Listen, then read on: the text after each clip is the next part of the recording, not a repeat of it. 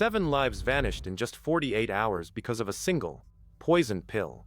The air in Chicago during late September 1982 turned thick with an invisible, suffocating dread. It wasn't a war, it wasn't a natural disaster, and it wasn't a government conspiracy. At least, that is what the official reports tell us to believe. We are looking at the Tylenol murders, a case that fundamentally dismantled the sense of safety in every American home. Imagine waking up with a common headache, reaching into a familiar orange bottle, and unknowingly swallowing a lethal dose of potassium cyanide. That is precisely what happened to Mary Kellerman, a 12-year-old girl in Elk Grove Village. She took one extra-strength Tylenol capsule at 6:30 in the morning. By 7, she was dead. Her parents found her on the floor, thinking it was a seizure.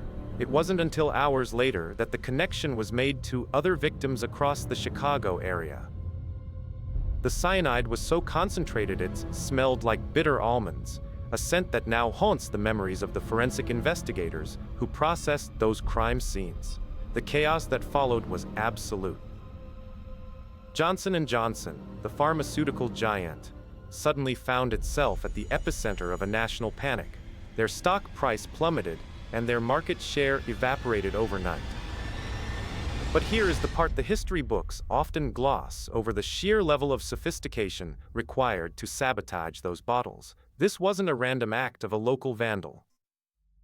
To take thousands of bottles off store shelves, expertly open the glued, tamper-resistant packaging, lace the contents with cyanide, reseal them to factory standards, and place them back on the shelves without a single store clerk noticing requires military-grade planning and logistical support. Authorities eventually identified James William Lewis as a prime suspect, a man who had sent a letter to Johnson & Johnson demanding $1 million to stop the killings. But Lewis was merely an extortionist. He was a convenient face for a crime that felt far too clinical for a common criminal. The investigators spent months in dusty rooms, cross-referencing shipping logs and chemical supply chain databases. They found 0 fingerprints, 0 DNA, and 0 witnesses. It was as if the culprit had anticipated every move the FBI would make. Think about the implications. If a single individual could terrorize a nation by poisoning basic medicine, why didn't it happen again on such a massive scale?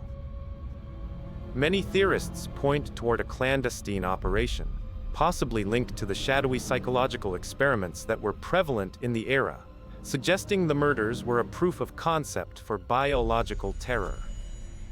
The bottles were sourced from disparate locations: jewel stores, grocery shops, and pharmacies, covering a wide geographic radius that would be impossible for one person to navigate in a single night.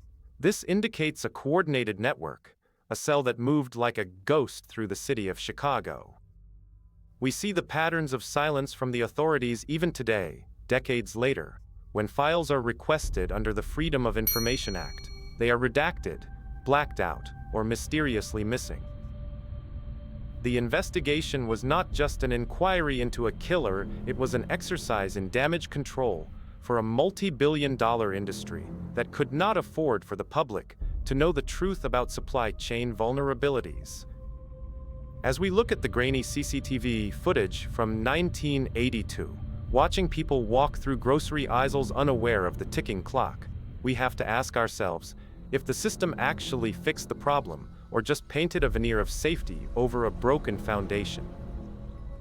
The tamper-proof seals we take for granted now, those foil wrappers and plastic shrink bands, were only invented because of this tragedy, yet they offer only the illusion of security. If you look closely at the unsolved status of this investigation, you realize that the perpetrator didn't just want to kill 7 people, they wanted to prove that the infrastructure of daily life could be weaponized.